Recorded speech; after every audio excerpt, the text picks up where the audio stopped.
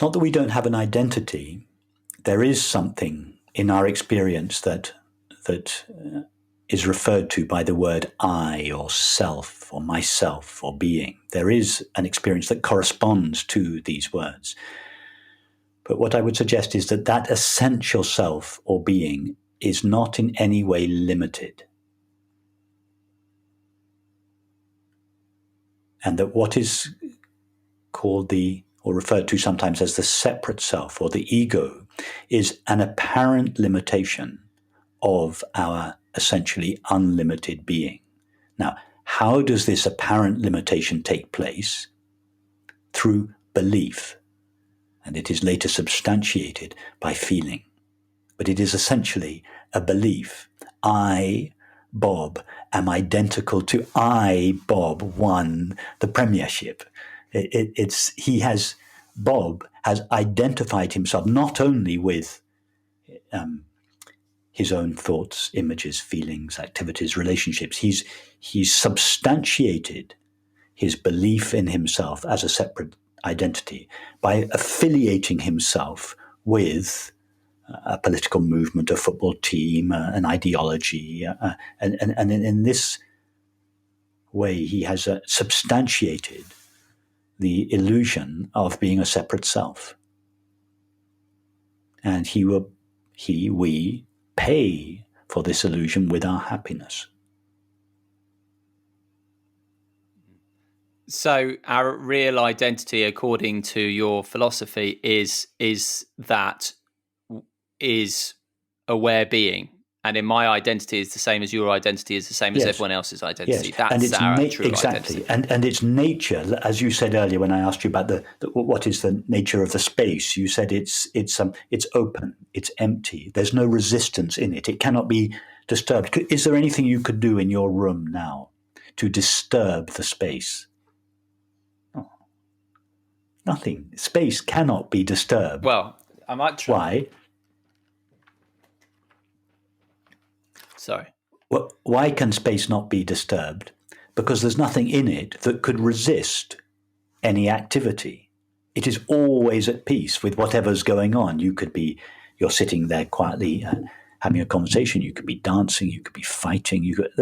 The space would not be disturbed. Why? Because it doesn't resist. So the space of awareness, if we can call it a space of awareness, it is like that. It's open. It's just open without resistance to all experience, and therefore it cannot be disturbed. Well, the common name for the absence of disturbance is peace.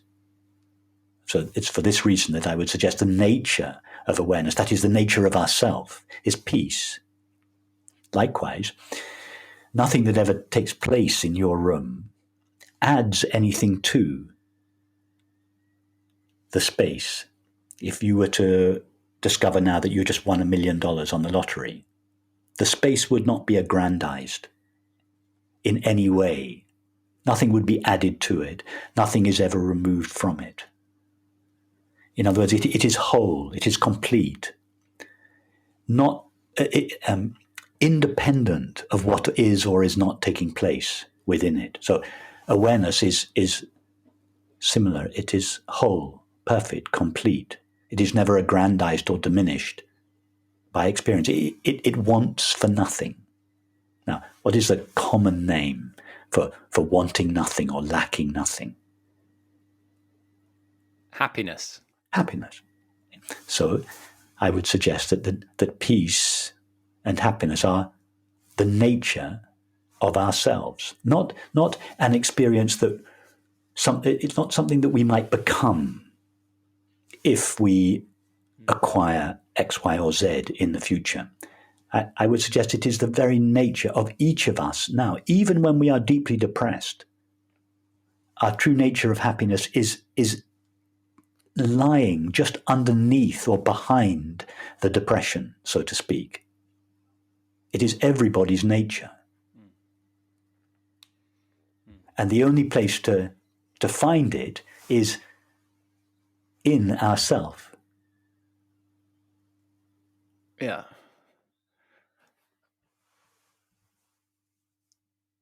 And so in fact, just to pick up on... Go on. Yeah.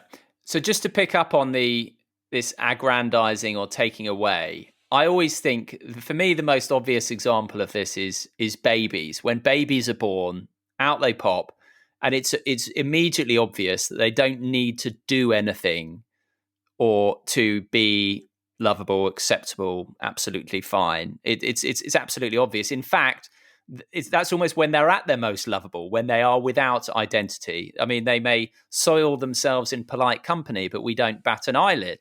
And it's only as we, only as we develop, as thought starts to come in, that starts judging things as Yes. good or bad. So I'm thinking of Johnny Wilkinson. Just bear with me, Rupert, 1 second. So I'm thinking of Johnny Wilkinson. He talked about his infinite understanding, or something along these lines, of an understanding of his infinite capacity to accept, because awareness,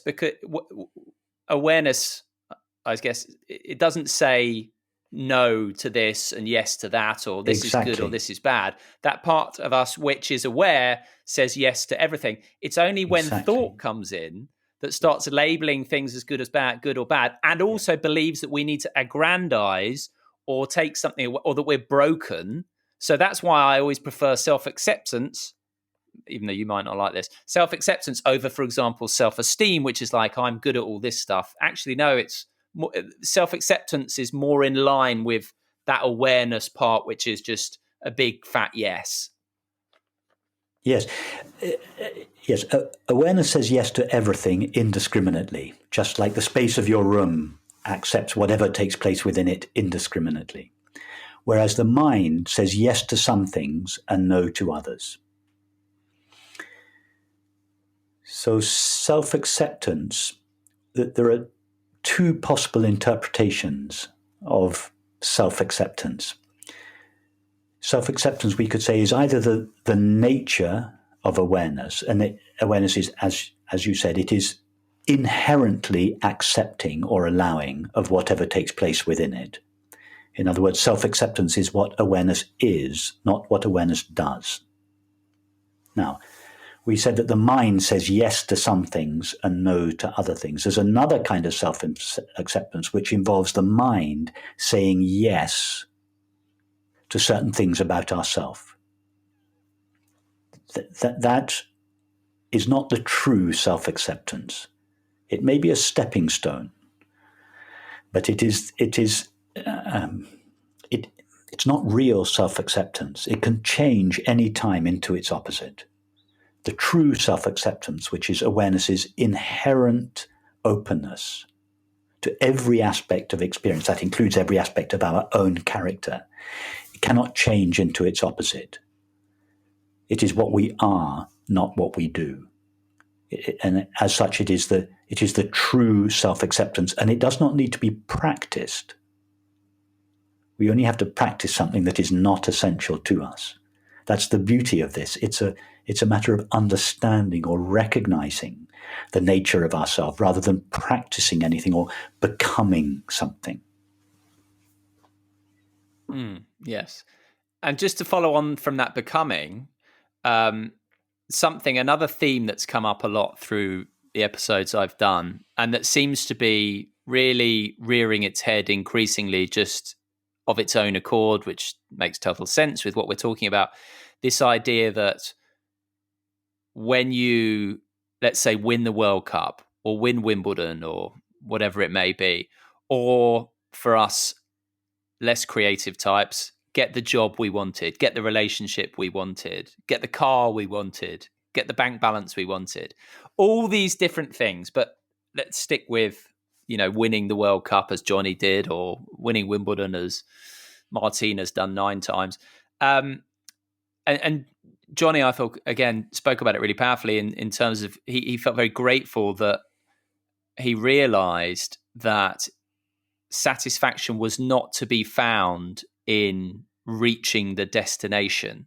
And he suggested that in society there is this widespread belief that fulfillment and satisfaction exists at some point in the future when X happens, whether it's the World Cup, whether it's the job, whether it's the relationship or whatever.